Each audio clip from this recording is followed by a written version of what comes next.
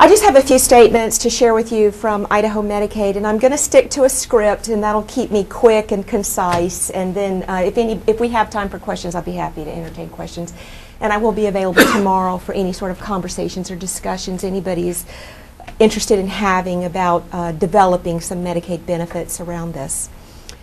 Idaho Medicaid recognizes the positive impact that telehealth can bring to service delivery. It is particularly important to us at Medicaid since Idaho is a professional shortage area, and increasing access to service is one of our ongoing goals. We see promise in telehealth in a growing number of health applications. Our experience to date is in mental health only, however, and it is of the conventional type, as was described earlier. Idaho Medicaid reimburses physicians for delivering pharmacological management, evaluation and management with brief psychotherapy, and psychiatric diagnostic interview.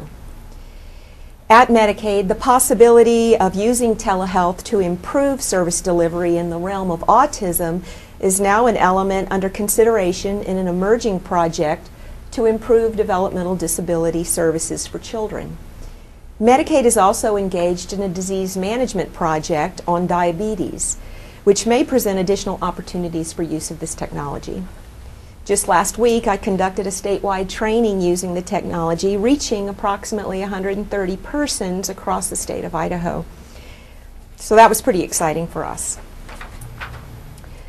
The Idaho Medicaid perspective is rooted in utilization management concepts that direct us to ensure that the right services are delivered at the right time in the right amounts.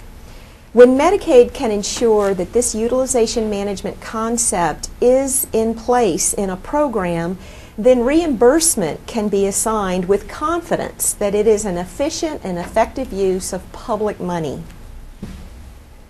Additionally, the Centers for Medicare and Medicaid, which is the governing authority over Medicaid, requires that reimbursement target evidence-based practices.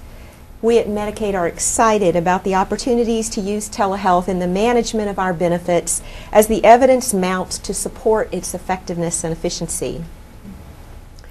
I've included some slides about standards of care that Medicaid has adopted into its policies and is applicable to any of the physicians who are using telemedicine. But I've only included this for those of you who may be interested in policy development, and I know that's not really particular interest to most of the audience, but I included it as a resource, but I'm just going to go through this very quickly.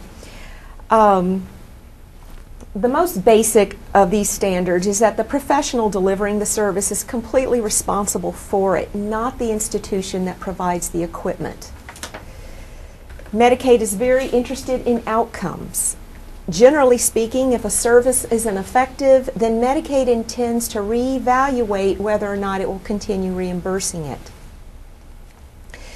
Documentation is a standard requirement, and we also expect some sort of a review of your own program to document that there is satisfaction from the participant who accesses it.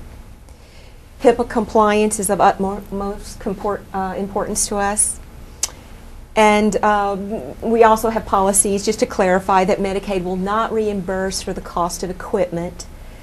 That's actually comes at the federal level because we are very tightly scrutinized from the federal level as to the making sure that we reimburse very specific healthcare interventions. We can't just decide on our own what we're going to reimburse.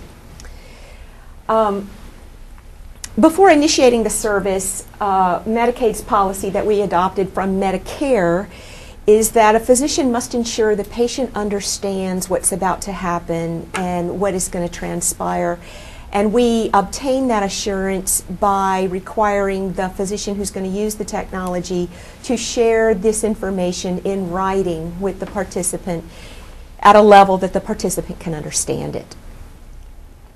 Also, the participant has a right to end the session at any time, just as if they were face-to-face with a caregiver, a professional caregiver, before the session or the appointment is completed. A person can walk out if they choose to, and so can they with telemedicine.